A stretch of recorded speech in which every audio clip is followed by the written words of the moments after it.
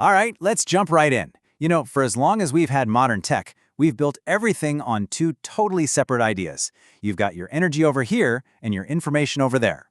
Power and process. But here's the thought. What if that whole separation isn't just unnecessary? What if it's the biggest thing holding all of our technology back? I mean, really think about this for a second. What if the exact same thing that powered your phone also stored all your photos, all your apps, everything? It sounds like something straight out of science fiction, right? But it's actually the key to a completely new way of thinking about technology. So to really get why this is such a big deal, we've got to first talk about something I call the storage paradox. It's this hidden problem at the very heart of pretty much every single device you and I use every day. For decades, the way we've designed our tech has been to keep energy and data in their own little boxes. Just think about your laptop. You've got a battery, and then way over on the other side of the motherboard, you've got an SSD or a hard drive. They're two totally different systems that barely even acknowledge each other exist. And this separation, it creates all these problems that we've just kind of learned to live with. You know that heat coming off your computer when it's working hard? That's literally just wasted energy. The reason your phone isn't paper thin, well, part of it is because it's cramming in two separate, bulky systems for power and data. It is fundamentally inefficient. So here's the breakdown of that central conflict. With our traditional way of doing things, the infrastructure is just redundant and inefficient. Heat, it's just a waste product we have to get rid of with fans. And flexibility? Forget it. You're always forced into a corner. Do you want to prioritize storing energy, or do you want to prioritize processing data? You can't really do both well at the same time. So, what's the alternative? Okay, so now let's get to the solution. This is where things get really exciting. This is where we stop thinking about power and process as two separate problems and start treating them as a single, unified thing. And this is it. It's called the QSP, Hybrid Energy Data Storage System.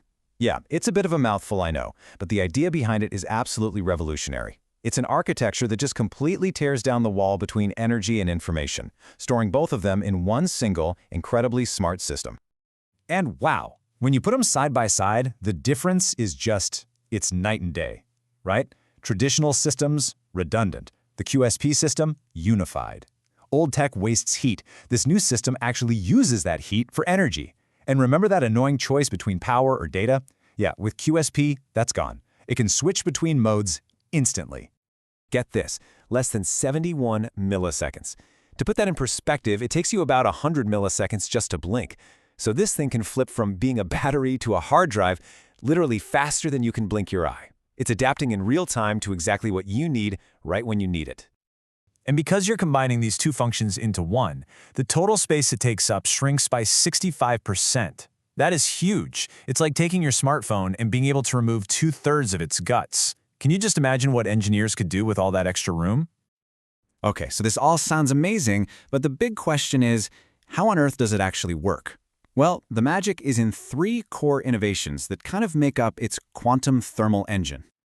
So first up is something called thermal memory. The absolute best way to picture this is as a smart sponge. Instead of your device's fan just blowing hot, wasted air out, this system uses a special structure of graphene and crystal to literally soak up that heat, holding onto it so it can be converted back into useful energy later. The second piece of the puzzle is quantum coherence. Now, this is the part that protects all your data. Think of it like this. Trying to read a book during an earthquake would be impossible, right? Well, quantum coherence is like the ultimate shock absorber. It uses quantum physics to keep every single bit of your data in a state of perfect, unshakable order. This gives it incredible stability, so your files are perfectly safe, even when the system is juggling massive amounts of energy. And finally, we have Z-factor optimization. Look, if the other two parts are the box, this is the secret sauce that lets you pack more stuff inside. It's a really advanced concept that's constantly tweaking the system to maximize how much energy it can hold. It basically lets you cram way more power into the same physical space. So all three of these innovations work together to give the system three unique ways to operate. In energy mode, it acts like a supercharged, super efficient battery. In information mode, it's a rock-solid, high-speed hard drive. But the real game changer, that's hybrid mode, where it's intelligently doing both jobs at the exact same time. So, we have this incredible piece of technology. But what does a future actually built on this thing look like?